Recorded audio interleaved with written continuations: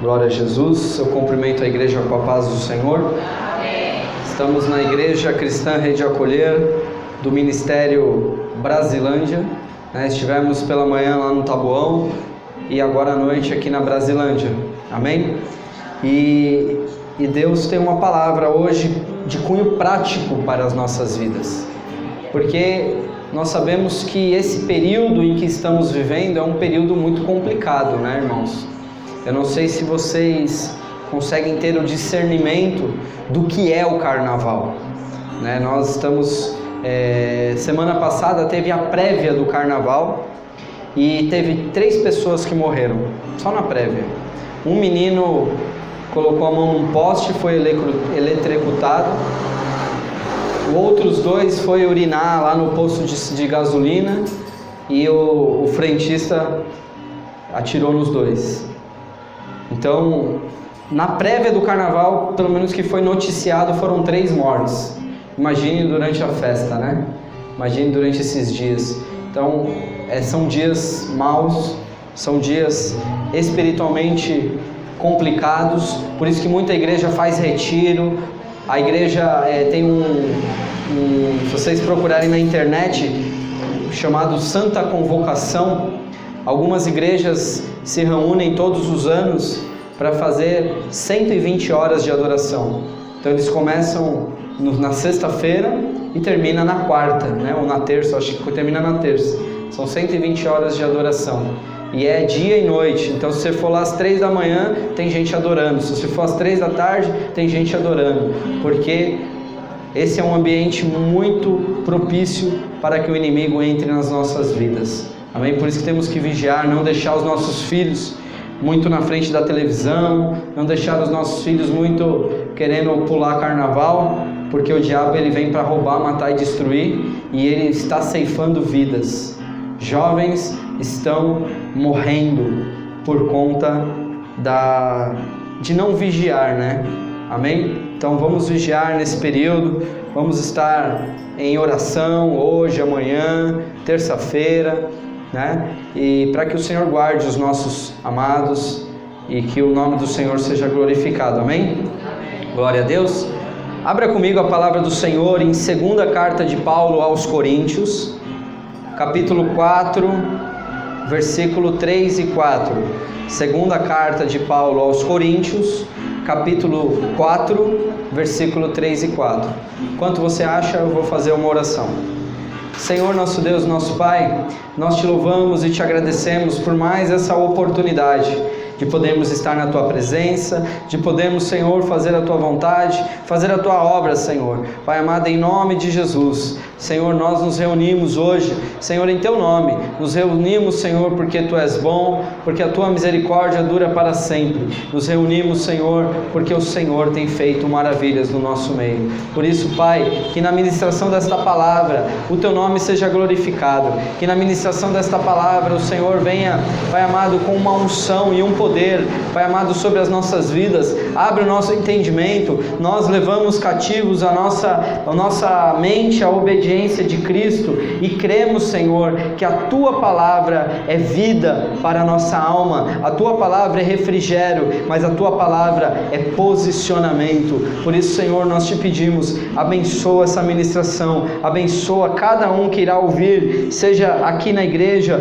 ou pela internet. Abençoa, Senhor, infinitamente mais, além de tudo aquilo que possamos pedir ou desejar, segundo o poder que em nós opera. Amém?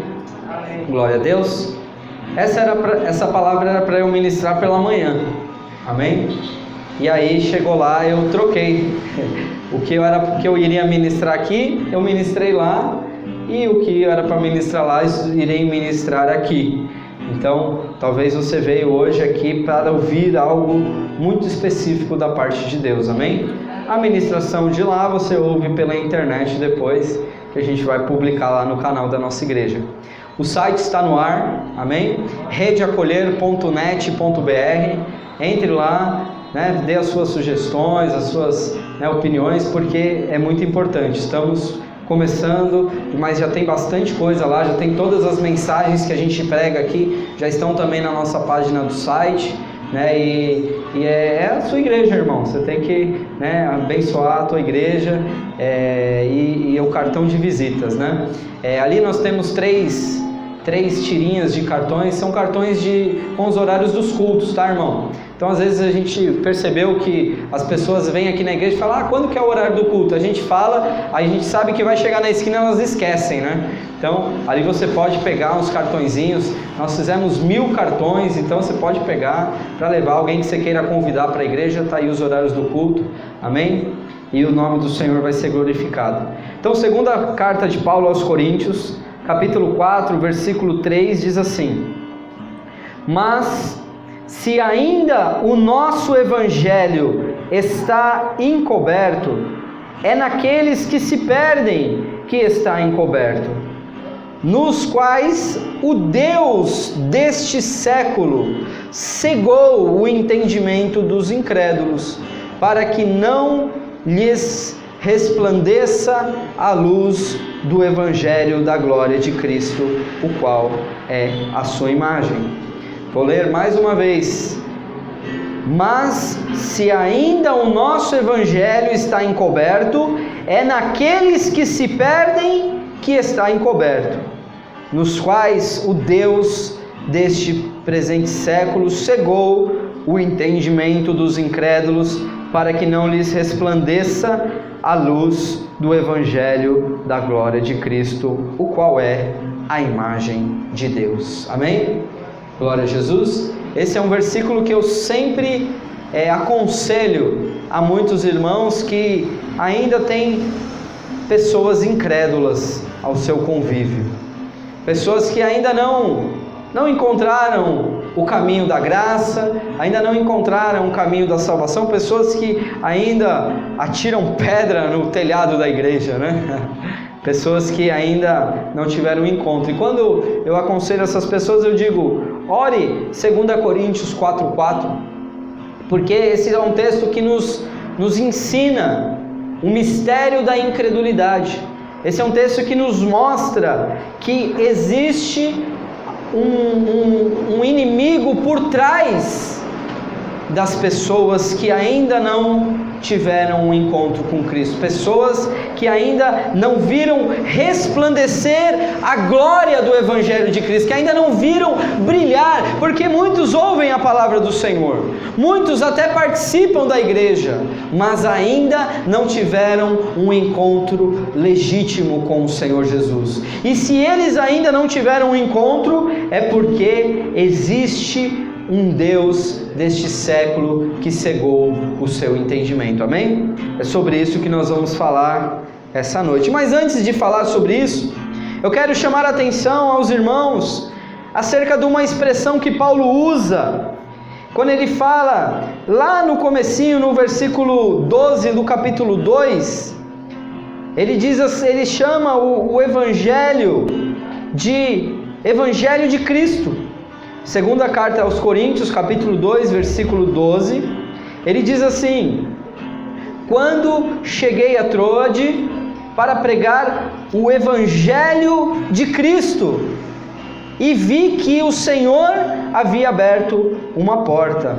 Mas aqui, quando nós lemos no capítulo 4, no versículo 3, ele fala o nosso Evangelho. Ele fala, se ainda o nosso Evangelho está encoberto. Então, se o apóstolo Paulo ele tinha essa consciência de que o Evangelho é de Cristo, o Evangelho, o que significa a palavra Evangelho, né, irmãos? A palavra Evangelho significa boas notícias, significa boas novas, significa uma mensagem, uma informação de que nós precisamos ter no nosso coração, de que Jesus Cristo cura, salva, liberta, que Jesus Cristo é o único que pode nos salvar, é o único que pode resgatar a nossa alma da maldição do pecado, é o único que pode nos resgatar da maldição da lei, como diz a palavra, e nos levar para o céu e nos abençoar com todas sortes de bênçãos espirituais.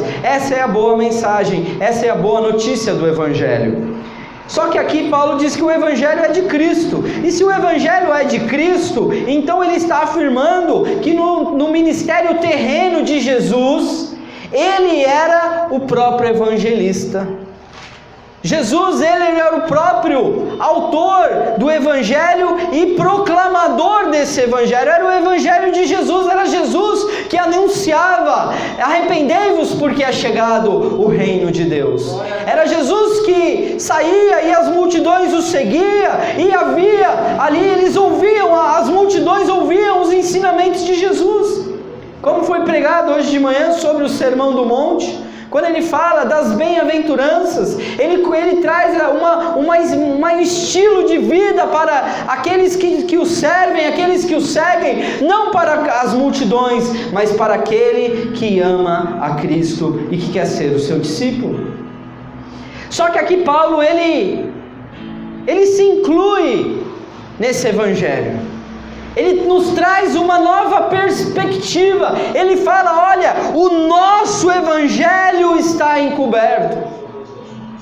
Se ele nos inclui como nosso, o Evangelho sendo nosso, então Jesus, ele também nos atribui essa responsabilidade de proclamar as boas novas do reino de Deus, de falar que Jesus, ele salva, irmãos. Nós precisamos proclamar a mensagem de Cristo. Você não precisa saber muita coisa não. Você não precisa ter um curso de teologia. Você não precisa conhecer a Bíblia de Gênesis e Apocalipse. Você só precisa amar a Jesus. Você só precisa amar a Deus, porque ninguém dá o que não tem. Como que você pode proclamar algo que você ainda não conhece? Como você ainda não pode proclamar a glória da luz de Cristo se você ainda não viveu essa glória? E se você não viveu essa glória, o Evangelho ainda está encoberto para você. Por isso é tão importante, irmãos, nós ouvirmos a palavra do Senhor. Não ouvir só como um bom ouvinte, mas ouvir e colocar em prática. Sermos praticantes da palavra. Não sermos ouvintes dispersos que não põem em prática aquilo que ouve. Que somos como aqueles que olham a sua face no espelho e aí logo vai e não sabe quem é, não se lembra de quem é. Esse é aquele que ouve e não pratica. Mas temos que ser aqueles que somos participantes do Evangelho, o nosso Evangelho. Você pode chamar o Evangelho de seu? Você pode proclamar no seu dia a dia que você faz parte do reino, do Evangelho de Cristo?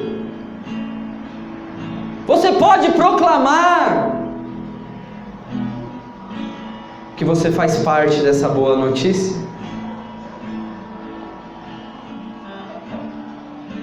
Irmãos, aqui nós encontramos uma informação extremamente importante para nós que somos proclamadores do Evangelho. Nós encontramos aqui uma informação muito prática de como lidar com as questões espirituais. Aqui Paulo ele nos mostra, ele nos traz o significado da incredulidade. Ele fala aqui do autor da incredulidade. O que é incredulidade? Incredulidade é a qualidade da pessoa que não se convence com facilidade ou não acredita facilmente naquilo que ouve. Ou seja, o incrédulo é o ausente de fé. É a pessoa que não tem fé, é desprovido de crenças. Duro é a pessoa que é desprovido de fé, né? A gente agora está andando junto com o Daniel e eu vou levar isso muito porque ele era ateu, né, irmão? Você sabe que o Daniel ele era ateu durante muitos anos na vida dele, né? E teve uma certa feita que eu perguntei para ele, né? Falei se ele tinha fé. Lembra disso? Falei assim: você tem fé, irmão? Aí ele falou assim: eu tenho fé na sua fé. Eu falei: então você está perdido, meu querido. Você tem fé na minha fé? Então amém, eu vou orar, né? Vamos crer, mas se você não tem a fé Em você, se você é desprovido de fé, a incredulidade tomou conta e você está cego pela incredulidade, pelo Deus do presente século que não deixa a luz do Evangelho brilhar em você, ou em alguém que está do seu lado, que você chama para vir para a igreja, não vem. A pessoa fala que vai, não, domingo que vem eu vou. Aí chega domingo que vem, a pessoa está de shortinhos lá no sofá, não, hoje eu não vou não, deixa para outro dia, né? Existe um mistério da incredulidade que Paulo, ele desvenda aqui para nós. Ele fala do Deus deste século. Se você reparar na sua Bíblia, no versículo 4 de 2ª carta aos Coríntios, no capítulo 4, ele fala sobre o Deus deste século com letra minúscula. Aqui o Deus deste século não é o nosso Deus, não é o nosso Senhor, não é o Deus com letra maiúscula, mas é o Deus que recebeu o poder sobre esta terra. Jesus disse, quando ele veio Satanás, antes de ser preso, ele via Satanás vindo com Judas Iscariotes, seus olhos espirituais estavam abertos, e ali ele via o diabo e ele falava, e ele descreve nos evangelhos dizendo, aí vem o príncipe deste mundo, e eu nada tenho nele, e ele nada tem em mim. Este Deus, com letra minúscula, irmãos, ele tem muito poder sobre a vida das pessoas. Nós vemos as multidões que são arrastadas debaixo de uma incredulidade que nós, como conhecedores da palavra, nós ficamos impressionados. Como pode uma pessoa rejeitar tão grandiosa, tão gloriosa amor, tão grandiosa graça que chama o pecador ao arrependimento, que traz aquele que está perdido para se assentar junto aos príncipes desta terra?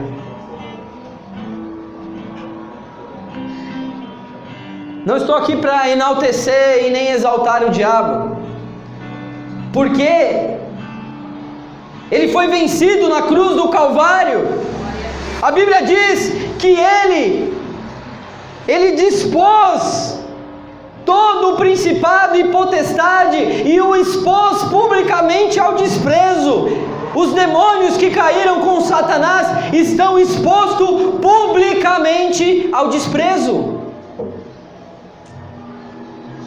Mas eles não são um Doberman banguela, como alguns pensam. O diabo, ele tem poder. Poder sobre o povo de Deus? Se você der lugar, sim. Porque a Bíblia diz, falando aos crentes, não deis lugar à ira. Irais, mas não pequeis, não dando lugar ao diabo. Muito crente dá lugar ao diabo, irmãos, quando a ira vem sobre as nossas vidas, quando nós abrimos o nosso coração e aí deixamos que a seta maligna entre em nossas vidas. Muitos crentes ainda estão atormentados por demônios, irmãos. Isso é muito sério. Nós tivemos uma ministração durante as últimas 3 semanas de uma irmã crente, batizada, frequentadora da igreja, ela não falta nos cultos. Essa moça tentou se matar 24 vezes. Todas as maneiras que você pode imaginar, ela tentou. Ela só não cortou os pulsos, mas ela se enforcou. Ela tomou 260 comprimidos. Ela se jogou da ponte, se enforcou por várias vezes, e Deus teve misericórdia dessa moça. E nós ministramos ela, irmãos. Durante 3 semanas nós fizemos 3 encontros. No primeiro encontro nós ouvimos tudo aquilo que ela tinha a relatar. Ela colocou o lixo para fora. No segundo encontro ela foi ministrada. Nós falamos que não adianta a gente expulsar os demônios se ela não tiver uma posição com Deus, se ela não for serva do Senhor, se ela não vestir roupas limpas. E no terceiro dia, nós fizemos a ministração. Ela tinha uma avó que, quando essa avó morreu, o espírito de morte entrou nela. E todas as vezes que ela pensava na avó, ela tinha vontade de morrer. E aí, depois que nós terminamos a ministração, eu falei para ela assim: e quando você pensa na sua avó agora, o que você sente? Aí ele olhou para mim e falou: nada, pastor. Glória a Deus. Estou leve. Ela falava: eu estou leve, o sorriso no rosto. Louvado seja o nome do Senhor. Ela vai vir aqui para dar o testemunho, amém? Mas o que eu quero dizer, irmãos? Que o diabo, ele não brinca de ser diabo. Nós precisamos compreender que existe sim um poder que foi atribuído ao diabo. Satanás, ele recebeu um poder sobre a terra, o qual conquistou por ocasião da queda. Nós temos aqui pelo menos 3 versículos que falam sobre isso. Lucas capítulo 4, versículo 6, na tentação do deserto, disse-lhe o diabo falando para Jesus: dar-te-ei a ti todo este poder e a sua glória, porque a mim foi entregue e a dou a quem quero. Olha que ousadia do chifrudo. A mim foi dado e eu a dou quem eu quero. Ele ofereceu todo o poder e toda a glória da terra para Jesus, porque Jesus, ele se despiu de toda a sua glória. Jesus, ele veio para nós como servo, ele veio para nós como homem, ele se esvaziou de toda a sua divindade, irmãos. E o diabo estava cheio de poder, oferecendo para ele toda a glória dessa terra, porque a mim foi dado e eu dou a quem quero. Em Lucas capítulo 12, versículo 31, a Bíblia diz, o próprio Jesus falando do versículo que eu citei, ali ele fala: agora é o juízo deste mundo, agora será expulso o príncipe deste mundo. Isso era na ocasião da cruz, porque na cruz o diabo foi vencido. E aqui, quando eu gosto muito disso, porque quando ele fala o príncipe deste mundo, aqui a palavra grega é cosmocrator. Cosmocrator significa, é a junção de 2 palavras, é o cosmos, né, que fala sobre o mundo, fala sobre essa dimensão terrena, e o Krator, que fala sobre autoridade e sobre poder. Então ele é o príncipe deste mundo, mas Jesus, ele é chamado de Pantocrator. Pantocrator é o equivalente ao Todo-Poderoso, é o equivalente ao El Shaddai. O diabo, ele é o príncipe deste mundo, mas está limitado ao cosmo. Jesus, ele é o Todo-Poderoso, que não há limites. Ele tem toda a autoridade no céu, na terra e debaixo da terra. E se você, meu irmão, você é servo de Jesus, você também tem essa autoridade, porque ele confiou a ti e confiou a mim. Aleluia. E aí ele fala aqui no versículo 14, no capítulo 14 de João, no versículo 30, e diz: já não falarei muito convosco, porque se aproxima o príncipe deste mundo, e nada tem em mim. Jesus não tem comunhão com as trevas. Não dá para jorrar de uma mesma fonte água doce e água amarga. Não dá para servir a Deus e servir a Mamon. Não dá para servir a Deus e servir ao diabo. Não dá para se assentar à mesa de Cristo e se assentar à mesa dos demônios. Irmãos, Jesus não tem parte com as trevas, e nós também precisamos rejeitá-las. No dia que você aceitou Jesus como seu único e suficiente Salvador, você foi transportado do reino das trevas para o reino do Filho do seu amor. Você foi transportado de um mundo de trevas, de um mundo de dor, de um mundo de sofrimento, de um mundo que caminha para o inferno. Você foi transportado para o reino do amor de Jesus Cristo de Nazaré. E hoje você faz parte desse reino. E você precisa entender que existe um adversário, existe um inimigo, existe um Deus deste presente século que cegou o entendimento do incrédulo. O diabo, ele tem uma atuação, irmãos. Ele atua na mente. Esse poder que o inimigo tem, ele traz em si a capacidade de atuar a partir do interior do coração do homem. O diabo, ele tem acesso a contaminar o coração das pessoas. Quando fala de entendimento, porque ele cegou o entendimento, não está falando dos olhos, está falando da alma, está falando do coração, que não consegue receber, que não consegue absorver a glória da luz do Evangelho, não consegue experimentar quão gloriosa é esta graça, esse favor imerecido. Aqui em Marcos capítulo 4, versículo 3, ele diz assim: ouvi, eis que saiu um semeador a semear, e aconteceu que semeando ele, uma parte da semente caiu junto ao caminho, e vieram as aves dos céus e a comeram.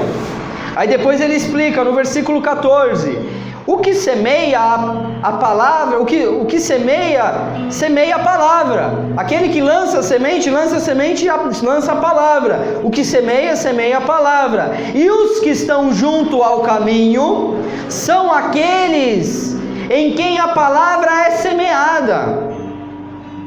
Mas tendo-as eles ouvidos, logo vem Satanás e tira a palavra que foi semeada nos seus corações. Se o diabo, aqui Jesus está falando que o diabo ele rouba a palavra que foi semeada nos nossos corações, é lá mesmo que ele coloca a cegueira espiritual e que não adianta, a pessoa não consegue ver e resplandecer a luz do Evangelho. Por isso que eu falo, eu aconselho, ore 2 Coríntios capítulo 4, versículo 4, porque existe um Deus deste século que está cegando o entendimento de muita gente. E quando você orar, você tem que orar dizendo a Deus: Senhor, eu não aceito o Deus deste presente século. Entra em juízo com Deus. Entra em juízo. Mas limpa as suas vestes para entrar em juízo, tá bom, irmãos? Porque o acusador dos nossos irmãos, ele lança o nosso pecado diante de Deus. Limpe as suas vestes, peça perdão pelos seus pecados, clame pelo sangue de Jesus, arrependa-se dos seus maus caminhos, mas entre em juízo com Deus e diga: eu não aceito este Deus, este príncipe desse século, Satanás, cegar o entendimento do meu marido, cegar o entendimento do meu filho, cegar o entendimento da minha esposa. Eu não aceito. Entra em juízo com Deus.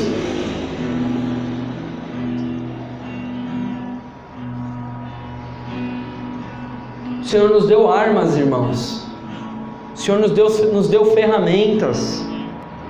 O Senhor nos deu armas para combater esse Deus. Existe uma guerra, irmãos. Do dia que você aceitou Jesus, que você foi transportado, você virou alvo, inimigo do diabo. Tem gente que fala assim: eu não vou mexer com o diabo, né? Para ele não mexer comigo. Fala de diabo, fala até assim, cruz credo, né? A pessoa fala assim: não fala nem o nome. Irmãos, Jesus, Ele nos deu as ferramentas para combater o nosso adversário. Primeiro, Ele nos deu a fé E na autoridade que nos foi dada, nós precisamos crer que nos foi dada esta autoridade, irmãos. Você precisa ter a fé. A primeira arma é a fé. A fé na autoridade que nos foi dada por Deus. Em Lucas capítulo 10, versículo 19, ele diz assim: eis que vos dou poder para pisar em serpentes e escorpiões e toda a força do inimigo, e nada vos fará dano algum.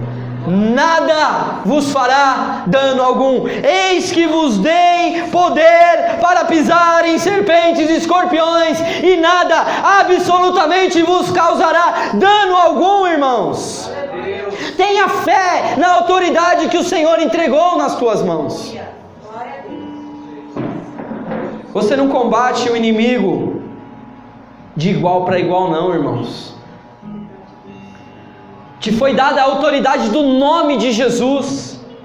Te foi dada a procuração. Jesus disse: olha, pode usar o meu nome, porque o meu nome, ele tem poder. Sobre o meu nome todo joelho se dobrará, nos céus, na terra e debaixo da terra. O nome de Jesus Cristo tem que estar na tua boca. Oh, glória! Da boca dos pequeninos vem o mais perfeito louvor.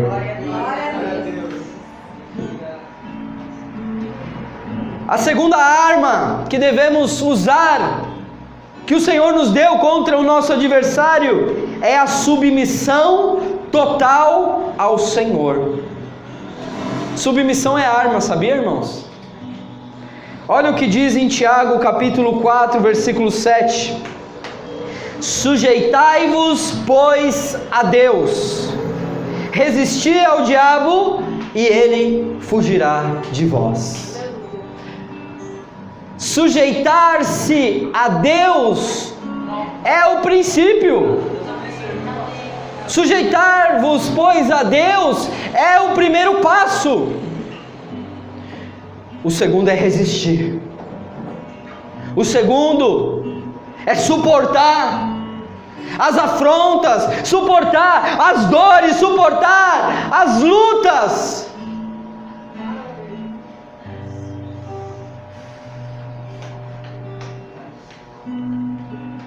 Sujeitai-vos, pois, a Deus é estar sujeito à palavra do Senhor. Sujeitai-vos, pois, a Deus é estar firmes, firmes nas promessas. Se o Senhor me deu autoridade para pisar em serpentes e escorpiões, eu não aceito. Pensa, irmãos, 24 tentativas de suicídio. Os espíritos malignos estavam doidos para se manifestar. Sabe o que aconteceu? A Renata teve uma visão. Quando eu orava na segunda ministração, eu dizia assim: Senhor, envia um anjo para reforçar a guarda que o Senhor estabeleceu para essa irmã. E ela teve uma visão de um anjo com uma armadura de ouro. E nós tivemos o discernimento que esse anjo, ele era um querubim, irmãos. Querubim é a mesma patente que tinha o diabo. O diabo era o querubim ungido. E como que eu sei que ali era um querubim? Porque no terceiro dia da ministração, eu orei no portão da casa, na porta da casa, e eu falei: Senhor, acampa o teu querubim aqui nessa porta. E no meio da ministração, nós tivemos um momento de uma batalha muito, muito forte. E ali a pastora Renata teve uma visão de um demônio. Estava ali do nosso lado aquele demônio. E o anjo da armadura de ouro veio lá do portão. Ela disse que ela via claramente aquele anjo vindo e pegando aquele demônio e levando embora. Maior é o que está com você do que aqueles que estão no mundo. Maior é o Espírito de Deus que habita na sua vida. Maior é Jesus Cristo que te deu todo poder e toda autoridade para pisar em serpentes e escorpiões. Irmão, você tem que tomar posse. Você não está sozinho. Você não está sozinha. Existe um exército de anjos. Irmãos, a gente já ministrou muita gente. A gente já viu muito caso de endemoniamento. Aquela irmã, eu estava já esperando. Eu já falei para a Renata ficar do lado. Eu pedi para a irmã trocar de roupa, porque ela estava com um vestido, né? Falei, irmã, você se importa de pôr uma calça jeans? Ela foi e trocou de roupa, porque eu já esperava que o negócio ia ferver. Mas Deus não permitiu que nenhum espírito maligno, nenhum espírito de morte se manifestasse naquele lugar, porque Deus estava conosco. Ele nos deu o poder e a autoridade, Ele nos deu as bênçãos espirituais, as armas da nossa milícia para combater o Deus deste presente século. Irmãos, a arma poderosa que Jesus nos dá é o poderoso nome de Jesus. Em Marcos capítulo 16, versículo 17 e 18, ele diz assim: e estes sinais seguirão aos que creem, em meu nome expulsarão demônios, falarão novas línguas, pegarão em serpentes, e se beberem alguma coisa mortífera, não lhes causará dano algum, e porão as mãos sobre os enfermos, e eles serão curados. Glória a Deus. Glória a Deus. Aleluia. Nós temos o nome que está sobre todo nome. Ele nos deu: eis que vos dou estes sinais, seguirão os que creem, em meu nome expulsarão demônios. Nós precisamos nos posicionar, irmãos. A guerra às vezes cansa. A guerra, a batalha às vezes é árdua. Às vezes nós queremos desistir. Às vezes nós queremos abrir mão. Não, é muito difícil. Poderia ser mais fácil. Eu vejo que para outras pessoas é tão mais fácil. Por que para mim é tão difícil?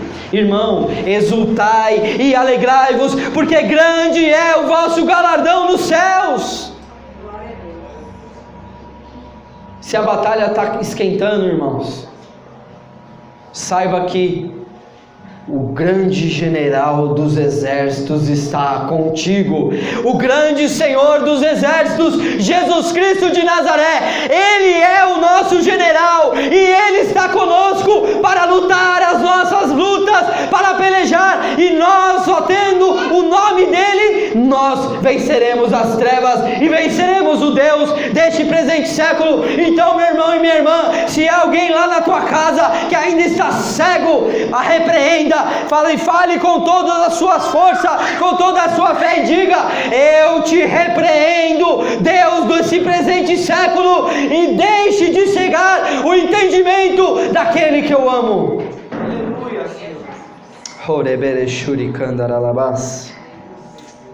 Aleluia, Jesus. Louvado seja o nome do Senhor. Como é poderoso o nosso Evangelho, irmãos. Paulo te inclui dentro deste Evangelho, que o Senhor já te deu autoridade, o Senhor já te deu poder. Esse é o nosso Evangelho. Jesus, Ele cura, Ele salva, Ele liberta.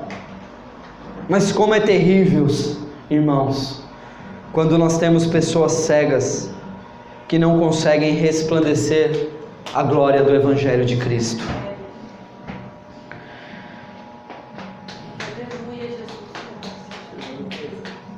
Eu quero que você encha o seu coração com essa palavra, para que você se posicione espiritualmente, para que você entenda que existe sim uma trama maligna por detrás das pessoas, para matar, roubar e destruir, para impedir que as pessoas vejam refletir a glória do Senhor Jesus, a glória desse Evangelho.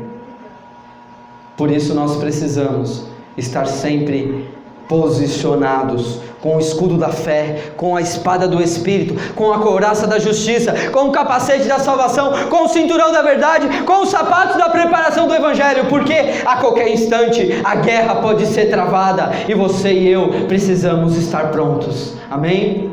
Glória a Jesus. Louvado seja o nome do Senhor, porque a glória do Senhor está sobre as nossas vidas, para o louvor do seu nome. Amém? Glória a Deus. Aplauda ao Senhor. Essa era a palavra que o Senhor trouxe para a igreja nesse dia de hoje.